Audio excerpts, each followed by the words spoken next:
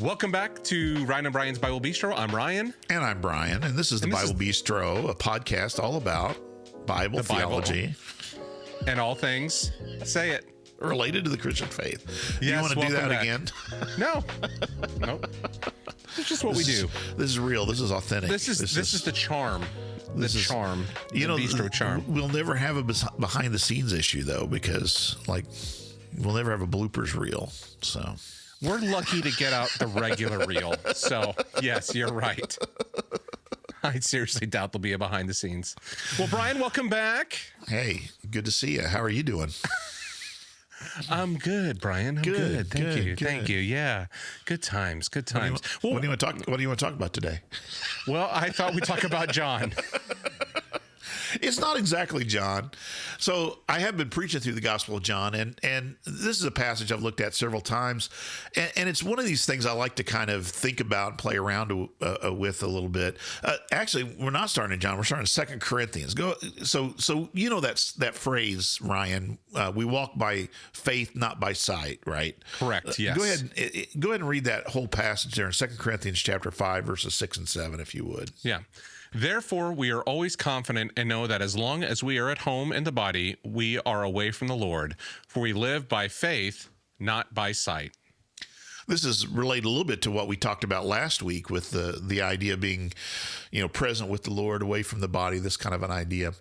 But this idea, what does it mean? How would you describe it, Ryan, to walk by faith, not by sight? What do you think is being gotten at with that saying? No wrong answers here. So I would say, for me, in my context, living 2,000 years after the time of Christ, in some way to kind of go I didn't personally see Jesus do this, I wasn't one of the 500 that Jesus appeared to post resurrection, and so I think it is in some ways of faith and trusting is believing this to be true, know, and investigating it. And so I don't have a direct quantitative, there's nothing quantitative for me to hold on besides the book, the Bible that we have in front of us. Sure. And so I would say that's part of taking it by faith. Yeah, absolutely. And Paul here is talking about to be apart from the body, even though we can't see what our end state is going to be. We trust that, like we talked about again last week, we trust that God is able to keep our lives with Christ. We're actually going to be talking exactly about what you said a minute ago about the fact it's kind of we don't really think about it too much, but it's kind of a funny situation we find ourselves in where we have never seen Jesus face to face, and yet we have trusted our whole, not only our lives, but our eternities to him. And actually Peter talks about this. We'll look at a passage that he talks about a little bit later. But there's a story in the Gospel of John chapter 9. And I think we've looked at this a little bit before. It's the healing of the blind man.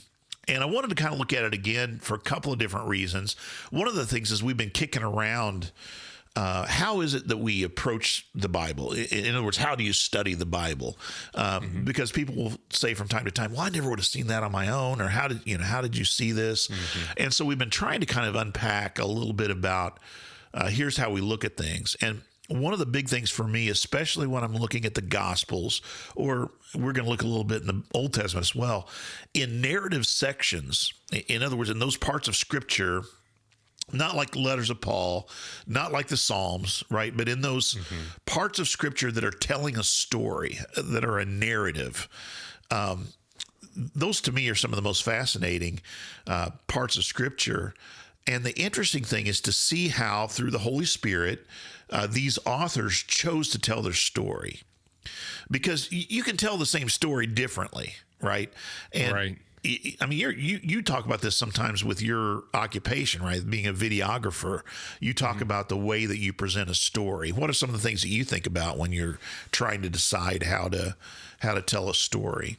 Would you say audience? Okay, like audience is a big, messaging is everything. You know what I mean? It's always thinking about the audience and what you want them to know, what do you want to think, what do you want them to feel, and kind of working backwards from there. You know what I mean? Like there's information, and we have to figure out how do we craft the narrative of that information to impact the audience that we set out for. So to impact them, you want to engage the audience, make sure that they kind of are still on there.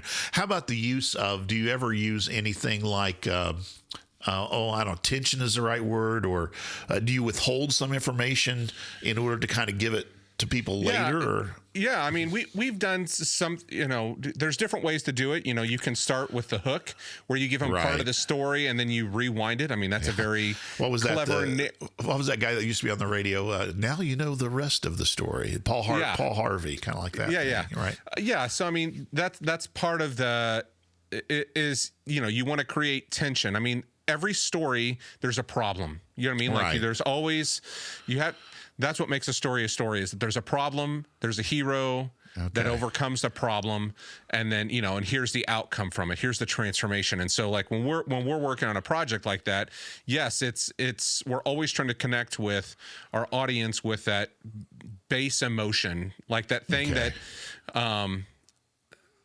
might resonate with them. They might not be in the exact situation, but how do they connect with that? When you're looking at these narrative sections, it's exactly that kind of thing. You want to ask, basically, why did the author choose to tell the story in the way that they did? Sometimes they withhold information. Sometimes they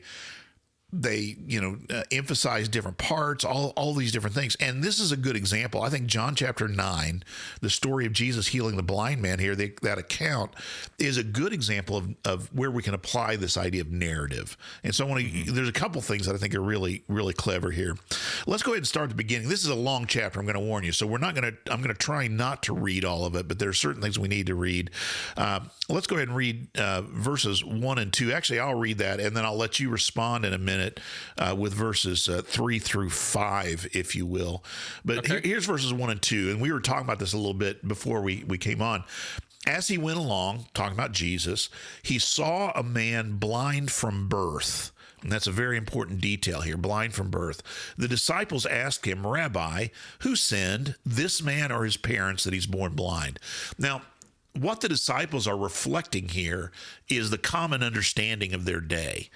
Blindness was very closely connected in the first century in a Jewish culture. The idea of sinfulness and blindness as a punishment for sin were very closely connected.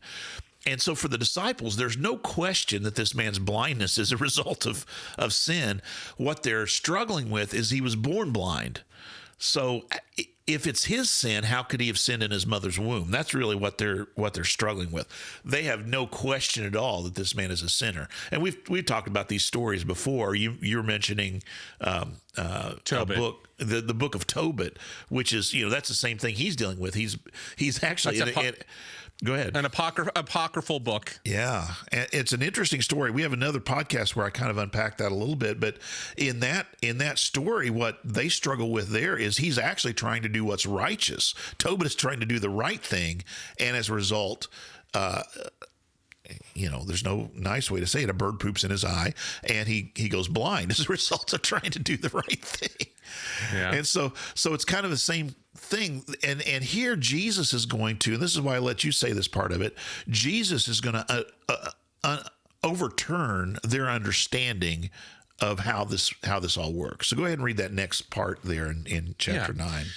Neither this man nor his parents sinned, said Jesus, but this happened so that the works of God might be displayed in him. As long as it is day, we must do the works of him who sent me. Night is coming when no one can work. While I am in the world, I am the light of the world. So light has to do with being able to see as well, and darkness. Notice this is part of the theme that he brings in. He says neither this man nor his parents sinned, and he's not saying that they're he's not saying that they're sinless. That's not what he's trying to say, but he's saying that this blindness did not result from a specific sin that either this man or his parents committed. That's the point. You're talking a little bit about this.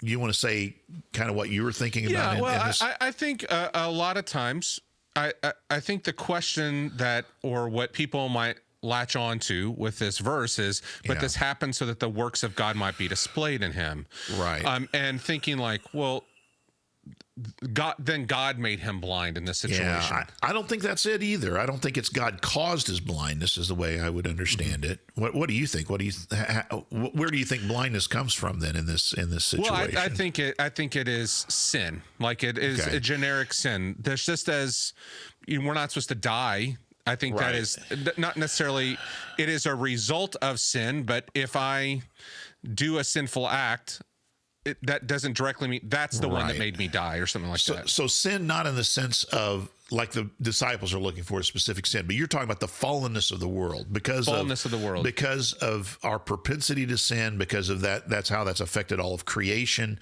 That's where we have disease and death and everything, back in Genesis chapter 3, that's where all that stuff comes from. And ultimately, like you said, death, not a direct result of a specific sin, but because of our overturning in our rebellion the order in which God had created the world. So Jesus goes on and he says, the work of God is going to be displayed in this man. And I would say this, that anytime we have an effect, I'm going to use the term curse, right? We talk about the curse. What's that one carol we sing? Far as the curse is found, basically that Jesus has come to overturn that. Joy to the world, right? And so, that anytime there's an effect of this, it's an opportunity to see the way that God is going to operate in that life. That's what I think Jesus is talking about here. And very specifically, he's going to heal the blind man, not to give away the ending of the story, not to be a bad narrator myself, but he goes on and here's the other thing I want to talk about. So verse 6, after saying this, Jesus spit on the ground, made some mud with saliva and put it on the man's eyes. Go, he told him, wash in the pool of Siloam. And the word Siloam, John explains, means sent. So the man went and washed and came back seeing. Now, this is one of those examples when people talk about a narrative and trying to understand it, you're looking for these kind of strange details and you really need to kind of think about them. Why is this specific way in which Jesus healed included? We have lots of examples of Jesus healing in the Gospels. This is the only one I know of that's done in this particular way. What are some of the other ways that Jesus heals? Can you think of any other examples of how healing takes place? Well, people have just touched him before, and oh yeah, that's a good example where the woman touched his garment, and he said, "Come out." He says to Lazarus just by speaking, and now he healed another blind man in Mark, but he did it himself, like put spit, mud, wiped it off, and the man could see looked like trees, but they weren't. Instead of sending him away, that's what you're saying in that case. He himself was part of that process right there. Yeah. And even at a distance, the centurion's servant, I always think about, Jesus wasn't even present. And the centurion comes and say, well, just like, I know you're like me, people are under my control. I just tell them do this or do that, and they do it. So he's like, you don't even need to come to my house. Just speak the word. And the Gospels tell us at the very moment that Jesus, spoke the word, he was healed. So there's lots of different ways that Jesus heals. So one of the questions we have to ask ourselves is, why is this the particular way? Now, you did mention that Mark passage where he spits on the mud. And so some people think this has to do with some kind of a mystical, almost like a herbal, like Jesus is a great herbalist, and there's something special about the mud. Alchemy here, yeah. Right. Some people think there's something about the saliva. I'm going to go ahead and tell you, I think there's something in being sent to wash and coming back seeing. And I think that's what's going to help us unpack this passage a little bit as it's going on. So the first thing that happens here is that there's a question about whether when the man comes home seeing, there's a question about, can this be the same guy? Because, it's unusual to have a person born blind that would come back seeing. So they say, are you the person? And he insists, I am the man. They say, how's this possible? And he says, this is verse 11, the man they called Jesus made some mud, put it on my eyes, told me to go to Siloam and wash. So I went and washed, and then I could see. Interesting. Here's a repeated thing in the narrative, right? We just had it narrated, and then he tells the story, And then we're going to find that he tells the story a couple more times. In this chapter, he ends up telling this story a couple more times other than this. Now, what else is interesting is in verse 12, where is this man, they asked. I don't know, he said.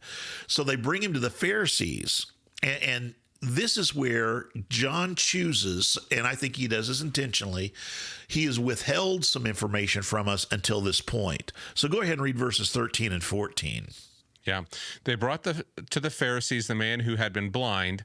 Now, the day on which Jesus had made the mud and opened the man's eyes was a Sabbath. Okay, so it's not until halfway through this, or I shouldn't say halfway through the story, but through the story after the healing had taken place that we find out it's a Sabbath day. Now, I think John does this intentionally because it kind of pulls us into the story. We talked about engaging the audience. We're put in the same position as those in the story now, because here's a man who healed a blind man, Jesus I'm talking about, which is a remarkable thing. That would seem to be a power that comes from God. And yet, according to the Pharisees, and we know what they're concerned about, he's a lawbreaker and he's a sinner. So the Pharisees kind of bring this man, almost put him on trial. Go ahead and read the next verse. I should have had you read that already. Verse 15. 9:15. Here we go. Therefore, the Pharisees also asked him how he had received his sight. He put mud on my eyes, the man replied, and I washed, and now I see. So you see what I'm saying? He keeps having to tell the story over and over again. And so the Pharisees go on and say, we know this man is not from God because he did this on the Sabbath day. He broke the Sabbath. Very particularly, this is another reason it's important in this narrative to say that this man was born blind. Very similar to what we see in John chapter 5 when Jesus heals the man who's been paralyzed by the pool of Bethesda, another healing that takes place next to a pool. That man has been, very specific detail, 38 years this man has been paralyzed. So here's the point. For the Pharisees, you were allowed to do something to save someone's life. You could act as a doctor to save someone's life. On the Sabbath. On the Sabbath day, right. Yes. On the Sabbath day, if somebody was going to die, so I don't know, let's say somebody gets a cut, they're bleeding to death, as a doctor or someone else, I'd be allowed to bind up that person's wound, and that would not be considered work because I was saving their life, and basically that's allowed on the Sabbath. But the fact that this man was born blind, this was not a life or death situation. Same with the man who'd been paralyzed, an invalid for 38 years. It was not that Jesus had to do it that day, right? And so again, I think Jesus intentionally chooses to heal on the Sabbath. John chooses to tell us this way, so we're struck with the same kind of an issue. And there becomes this debate because some of them are saying, "Oh, he's a sinner." Others are saying, "Then how could he do something so incredible as opening the eyes of the blind?" Very similar to what we said, the worldview of that day that saw blindness as a punishment for a specific sin. It's also remarkable to see healing of blindness in that day too. And so basically they're saying, how could somebody do this unless he was from God? They went ahead, they still didn't know if this was the same guy. Questions of identity. They bring in his parents, believe it or not, to ask him. And we get this other little detail that his parents were afraid of being kicked out of the synagogue. There's a very specific word that's used here. It's used 3 times in the Gospel of John, aposynagoges, just like it sounds like, from the synagogue. They're afraid of getting kicked out of the synagogue, so they basically say, well, this is our son, and yes, he was blind. How he sees, we have no idea. Ask him yourself. And it says they did this because they were afraid. So they go back to the man again, and they ask him again, a second time, verse 14, they summoned the man who'd been blind, give glory to God by telling the truth. We know this man is a sinner. Now, this isn't a very good trial because it's one they've already concluded the outcome, right? We know this man's a sinner, so you're lying clearly about how this all took place, so you need to tell us the truth. So go ahead. I'll give you this. This is the best line in the whole thing, I think. Go ahead and read verse 26 down through verse 27. Okay. Then they asked him, "What did he do to you? How did he open your eyes?" He answered, "I have told you already, and you did not listen. Why do you want to hear it again? do you want to become his disciples too? So he's like, I've already told you this. I've already said over and over again what has happened here. And are you trying to become his disciples? And so their response, verse 28, they hurled insults at him. They said, you're this fellow's disciple. We're disciples of Moses. We know that God spoke to Moses, but as for this fellow, we don't even know where he comes from. Throughout the entire Gospel of John, by the way, this is one of those issues. Where is this Jesus from? Who is this guy? Who's his father? Is his father Joseph? Or, we have all his these... mother. Like, we know where he's from. He can't be the Son of God. He can't be. And he came from Nazareth. Don't we know that when the Messiah comes, he's going to come from Bethlehem? All these issues about Jesus' identity and where he's from. Of course, Jesus continues to say over and over in the Gospel of John that he's from heaven. I have come from the Father, the one who sent me, he says over and over again. Now, I love the man's response here too. Verse 30 says, the man answered, now this is remarkable. You don't know where he comes from, yet he opened my eyes. We know that God does not listen to sinners. He listens to a godly person who does his will. Nobody has ever heard of opening the eyes of a man born blind. If this man were not from God, he could do nothing. To this they replied, you were steeped in sin at birth. How dare you lecture us? And they threw him out. So interestingly, the Pharisees give an answer to the question the disciples had at the very beginning here. Is it this man who sinned or his parents? And the Pharisees said, well, you were blind from birth, so you were steeped in sin from the time you were born, right? They're going back to that same worldview that the disciples have about blindness and its connection to sin. So we'll stop here for just a moment and let me ask you, what do you notice about all this? How would you summarize kind of the action to this point? What are some significant, like we see the repetition, what are some significant things that you would pull out here? It's the things that I would say is like, you're blind, how can you see? How did it happen? Right. And the blind man is constantly like, he did it. I don't know what else to say. Right. And the Pharisees seem to be coming back to the same thing over and over again. Like, well, that's not a good enough explanation. And, like for me, I'm thinking as you're reading this, what kind of explanation would have been acceptable for them? Right. For him to say well, he did if he did like an alchemist, as we were talking about, like something special in the dirt, or whatever, they would have said, well, he sinned. Right. You know what I mean? Because he did work on the Sabbath day. And so he mixed up some elixir. There's no win here for any of them. So the interesting thing is, do you notice how the man, you said it, he repeatedly tells the story over and over again. And I think that's a significant thing. He doesn't waver in what he says. Even though his parents are threatened. By the way, they kick him out, which I think is more than just throwing him out of the court. They're saying you're out of the community, right? We're excommunicating you because you insist on not basically taking our side in this whole story. But he firmly and consistently tells the story about how Jesus opened his eyes and he could see. Now, here's where I'm going to go ahead and say this at this point, and I think it's going to become clear in what we read. The very next part of this passage I'll have you read in just a minute. But this leads, I think, to why Jesus chooses to heal him in the way that he does. Because he's healed at a distance.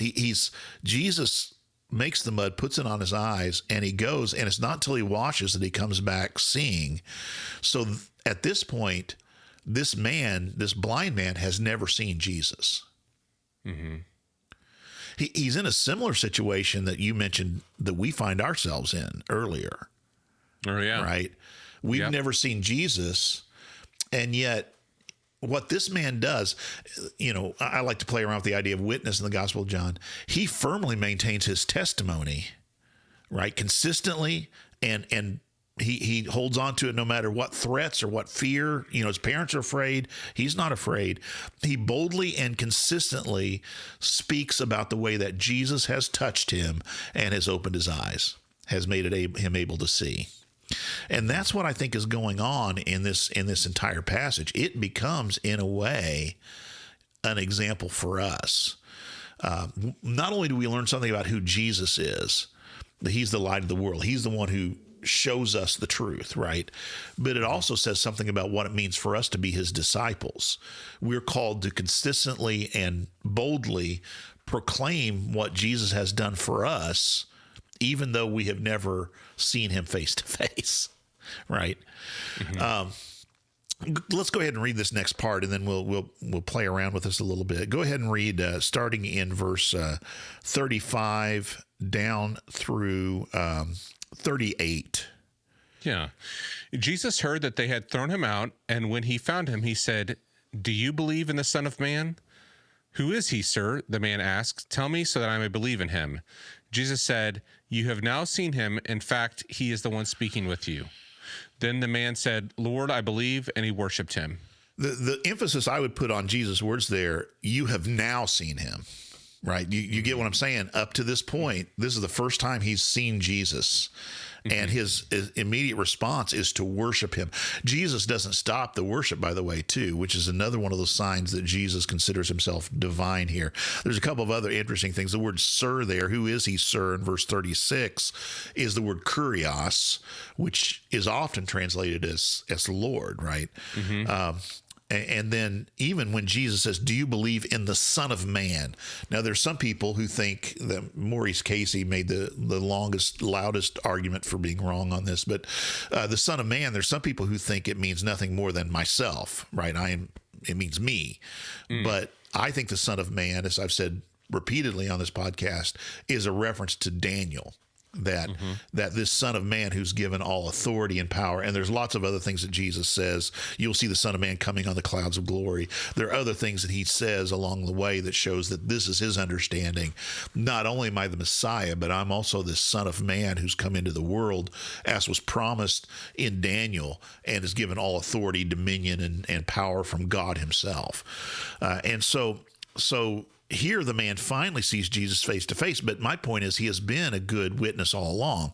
So this is what Jesus says in response, verse 39, "For judgment I have come into the world, so that the blind will see, and those who see will become blind." And so Jesus shows that he's this whole idea of seeing and being blind is a part of what he's playing with. Pharisees who were there, this is verse 40, heard him and asked, "What, are we blind too?" Jesus said, "If you were blind, you would not be guilty of sin, but now you claim you can see, your guilt remains." The Pharisees have had evidence after evidence. We even see it here in this story. Everybody's telling him, the man's consistently saying, I don't know. I mean, he made me see. What kind of a person makes a blind man see? You know, the parents say, "Yeah, that's our son. And yeah, he was blind. How he sees, we don't know." Over and over again, they've heard the evidence, and yet they refuse to believe it. I hadn't thought of this connection, but it reminds me a little bit of Pharaoh in the book of Exodus. Do you remember that the one that I remember specifically is when you have the plague of the livestock, and we always say that's a kind of a double miracle, because all of the Egyptian livestock dies, not one single of the Israelite livestock dies, and the scriptures tell us that Pharaoh sent people to go and investigate. He sent people down to find out if that was true. And they come back and tell him. And yet he hardened his heart, right? Despite the evidence, Pharaoh, refused to believe. And it's a very similar thing here with the Pharisees. Over and over again, they're confronted with Jesus. Finally, in the Gospel of John, what brings it all to a head is chapter 11, where he raises somebody from the dead. And all these Jews who come in for the feast of Passover come and see this. And what do they do at the end of chapter 11? They start to plot, well, we better kill him and we better kill Lazarus too. Right, because here's the evidence. Who else can give life except someone from God Himself? So they are, consistently turning their backs. Well, I guess let's keep the metaphor. They're closing their eyes to the very evidence that they have there. Thoughts on that, or comments or questions? Okay, I'm going to ask you, so what? Because again, Okay. I'm processing Sure. the common questions. I think that we go through this. And so I'm thinking, if you were blind, you would not be guilty of sin. So is there in some way, if it's not been revealed to you. I don't want to make too much of this. Yeah, I wouldn't make too much. If you haven't seen, though, I mean, all you can do is respond to the things that you have been given, right? Go ahead. We're gonna. Well, and it's just like you would not be guilty of sin. I mean, and now I understand this, like this is what the law was given so that sin may, like, so they understood their sin in the law. But how do you see a way, and does that apply to us today? It does. As we think about. And I'm going to tell you, I realize there's one more thing I probably should have said earlier. I mean, you're bringing it up. In the Gospel of John, there is one sin that is greater than all other sins, and that is to reject Jesus, to fail to believe that he is who he claimed to be. That is sin. That is really sin in the Gospel of John. That's what separates life from death. Okay. So I'm going to fast forward a little bit to the Thomas narrative, which I really enjoy. In chapter 20, you might remember after Jesus had been raised from the dead, he appears to 10 of his disciples. Judas is no more. Thomas happens to be, the rest of them are behind locked doors for fear of the Jews. Thomas is not there with them. They all say to Thomas, "We have seen the Messiah. He's alive." And Thomas's response is, do you remember? "Unless I touch his nail-pierced hands and his side, I will not believe." I will never believe, he says. It's an emphatic. It's may. You understand that now. Emphatically, he says, "I will never believe." It's the same exact phrase that Jesus uses for he said, "This wicked generation will never believe unless they see signs," right? And so Thomas says, "Unless I see for myself and touch him with my hands, I will never believe." So Jesus, of course, appears again. And he comes to Thomas and he says, "Thrust your hand in my side. Stick your fingers in the nail prints in my hand." And Thomas's response at that time is, "My Lord and my God," right? He says, "My Lord and my God." And then Jesus' words to him, I think, are very important for us to understand. Jesus says, "Blessed are you, good for you, Thomas, that you believe. Blessed are those who will believe without having seen."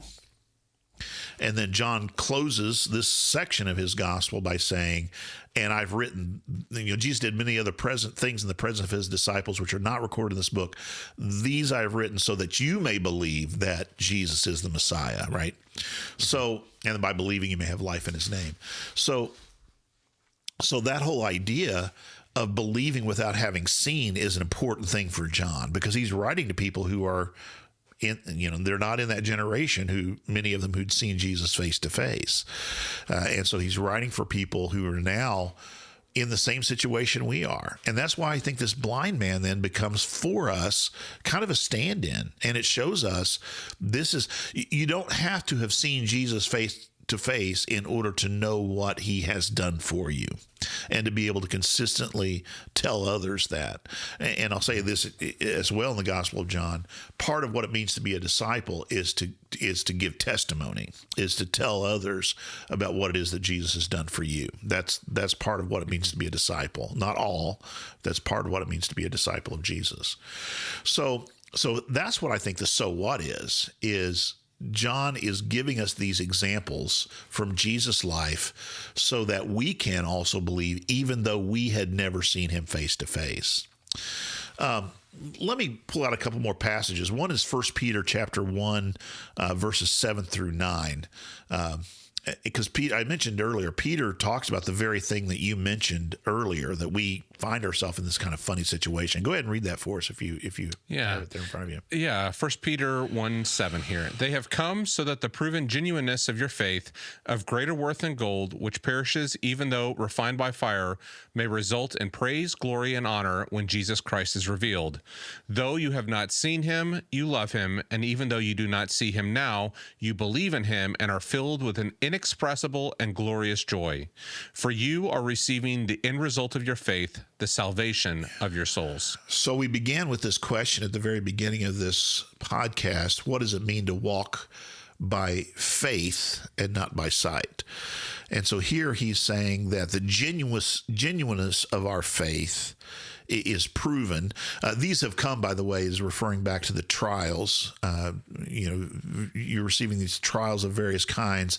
They have come to prove the truthfulness of your faith, that you're going to hold on. Same way that the blind man, the trial, the literal trial that the Pharisees put him under, and the trial of the threat of excommunication, right, tested the genuineness of his faith. And it's the same for us when we're confronted with times where we may want to turn back from our faith in Jesus. And again, in John at least, failure to believe in Jesus is the greatest sin. Peter here talks about this strange situation. Though we have never seen Jesus, we love him. It's kind of one of those, it's an irony. We don't think about it too much, but we placed our faith in him, and we essentially are saying, even though I have never seen him face to face, I know that he has opened my eyes. I know that he has touched me and that he has changed me. Paul talks about this a lot in one of my favorite things. I'm not going to spend too much time on this, but in Romans chapter 1, he talks about, since the creation of the world, God's invisible qualities have been clearly seen. And that seems like an irony too, right? His invisible, the very definition of invisible is you can't see it. But he says that the unseen parts of God have been clearly seen. And so it puts us in that state. So again, you think about walking by faith and not by sight. I can't decide. Yeah, let's do this. You want to look at an Old Testament passage that I think relates to this too? So 2 Kings chapter 6 is a great story. Go ahead and get that. I'll have you start reading in verse 12. Yeah. I'll set up the story. The king of Syria is just north of Israel, is trying to attack Israel. And some things never change, I guess. But anyway, the king of Syria is coming down from the north and attacking Israel. And so what happens is that every time he goes to attack, the king of Israel is able to anticipate where he's going to send the army. And so the king of Syria finally decides, well, I must have a traitor in my midst. And so he says to his cabinet, which one of you is telling the king of Israel about what my plans are? And so here's how they respond. Verse 12, pick up there and then read down through verse 17. Yeah. None of us, my lord the king, said one of his officers, but Elisha the prophet, who is in Israel, tells the king of Israel the very words you speak in your bedroom. Go, find out where he is, the king ordered, so I can send men and capture him. The report came back, he is in Dothan. Then he sent horses and chariots and a strong force there. They went by night and surrounded the city. When the servant of the man of God got up and went out early next morning, an army with horses and chariots had surrounded the city. Oh no, my lord, what shall we do? The servant asked. Don't be afraid, the prophet answered. Those who are with us are more than those who are with them. And Elisha prayed, open his eyes, Lord, so that he may see. Then the Lord opened the servant's eyes, and he looked and saw the hills full of horses and chariots of fire all around Elisha. We have that song "Angel Armies" that we sing that I think is based on this idea. But isn't that a great story? So the funny thing here is, he knows what's going on in your bedroom, King, which that's kind of a scary thing to think about. But then he says he sends him out and he surrounds him. The servant of Elisha goes out and he sees the trouble, right? He sees the problems that are surrounding them, and he says, "What are we going to do?" His response is, "Oh no, Lord, what are we going to do?" And Elisha says, "Those who are with us are greater than those who are with them," and that's faith, right? Now he says, "Open his eyes so that he can see," and then he sees these hosts, these angelic hosts that are greater.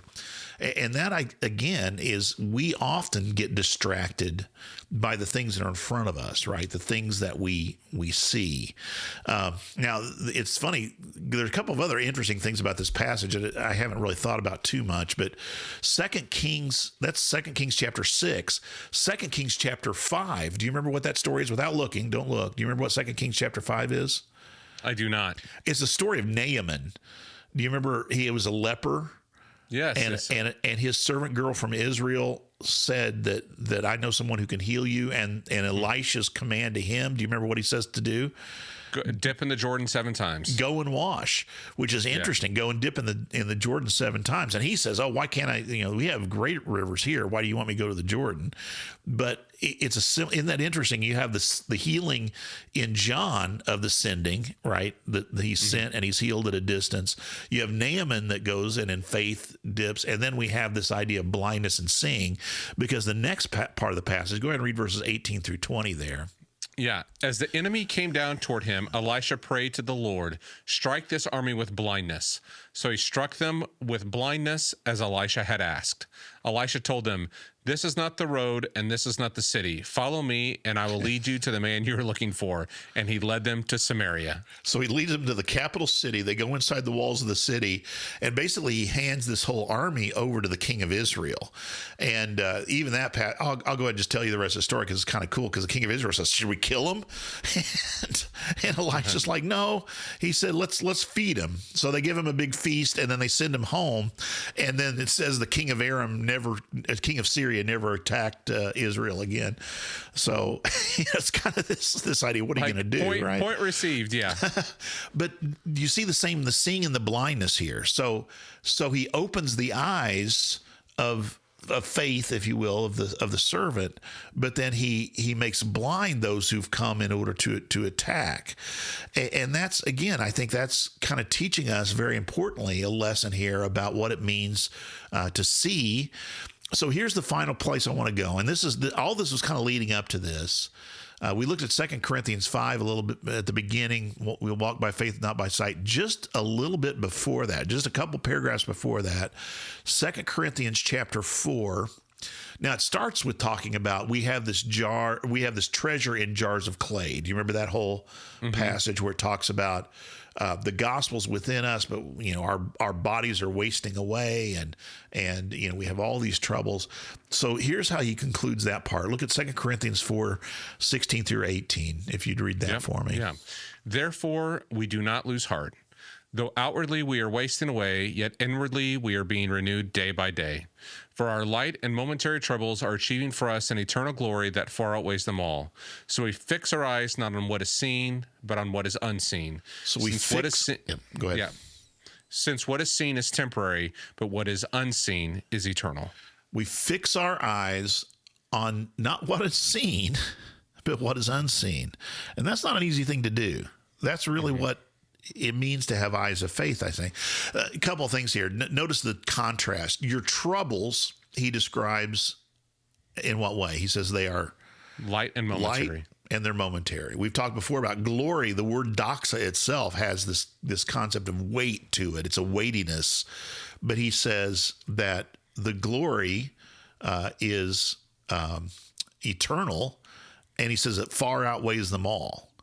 So we've got the light momentary troubles, but it is achieving for us an eternal weight of glory, right? So we have this light and momentary contrast with the eternal and the weighty. And then Paul exhorts us, focus not on what is seen, but on what is unseen. And that's, like I said, that's a hard thing to do. That's how do you focus your eyes on what is unseen? Right. He's kind of playing with an irony here, I would call it. It's an ironic statement that we need to pay more attention. We need to focus our eyes. We understand that the meaning of that. We need to focus our eyes on what can't be seen. So what do you think that means for us? Or can you think of examples of that? Or do you want me to just expand? No, I mean, I think for us, I mean, it's easy for us to focus on, I mean, I think it's the same thing that applies to them. It's easy to focus on what we see, what we actually experience, but focus on what you have to take on by faith. You know what I mean? Right. Like there's a sense of, you don't see this, but it is real. It is as real as what you see. It's more real than what you see. It's eternal. It's eternal. It has a greater reality. So you think about the servant of the the servant of Elisha. You're right. He looks and he sees he's surrounded by an enemy army, and his response is, "Oh no!" Right. You may say, oh, something else. I don't know. But what are we going to do? And Elisha says, open your eyes so that you can see, and you recognize that God's hosts are greater than the troubles. The light and momentary troubles are achieving for us an eternal weight of glory. And that's really, I think, the message. We like you said, we focus upon what's not seen. So part of this, I think, is not allowing, our eyes are so easily distracted, right? We're able, like you said, it's easy to see the things that are around us, the troubles. And sometimes we need, so part of focusing upon what is unseen is losing focus on the troubles. You get what I'm saying? Sometimes we need to turn off, I don't care what news channel you watch, constantly there's some kind of breaking news, right? And sometimes we need to turn that off. We need to turn off social media, probably. We need to turn off the things, not our podcast, obviously, because they help us, but we need to turn off all these things that are bombarding our eyes constantly, right? Advertisements and all this stuff around us all the time. And sometimes, and this is going to sound ironic, but to focus our eyes, I think we need to close them, right? And we need to think about what is unseen. Think about, like you said, the more real, the things that are, we're staking our eternities in. And we think about Jesus, whom we have never seen, but we love. And we have to become quiet, I think, and we have to become still in order to have our hearts connect to him. And again, this is just experience, but it is only in those times of quiet, I think, where we're not surrounded and bombarded by images and sound and everything. It's those moments that allow us to open ourselves to him and to be able to experience him more fully, his reality, his truthfulness. Is I guess that's the message I would say for us today. So there's your so what, I guess, is we need to make sure that we're focusing our eyes, which I think is, the eyes of faith, focusing our eyes on what is unseen. Yeah, that's great. Well, thanks, Brian. Yeah, no problem. Yeah, I think this is, having your eyes open, again, we kind of reference this a little bit, just that passage in Mark as well, like we oftentimes, I don't know, maybe I was thinking about this is just like the blind man who was partially healed at first, and he could see vaguely, like, okay, that's what we can see, but we got to see beyond that, just as the disciples had to see beyond that. Jesus was just the physical Messiah, but he was the eternal Messiah coming, that we can get so caught up in those individual pieces of our daily lives that we miss the more real, the eternal, that's out there. So that's good. Yep. Very good. All right, Brian, thanks so much. I appreciate it. Yeah. If you enjoyed the podcast, you can go to Apple Podcasts and you can give us a review or share it with somebody. You can visit us at thebiblebistro.com, where we have a bookstore of sorts with some resources. If you buy something from there, we get a very small percentage. But I guess the thing that would be most beneficial for us is just to share the podcast. Yep. If you're enjoying this, share it with those like yourselves that might enjoy this. We would greatly appreciate it. Yeah, absolutely. Well, Brian, thanks so much, and we'll chat next Tuesday. All right, see you then. Bye. Bye-bye.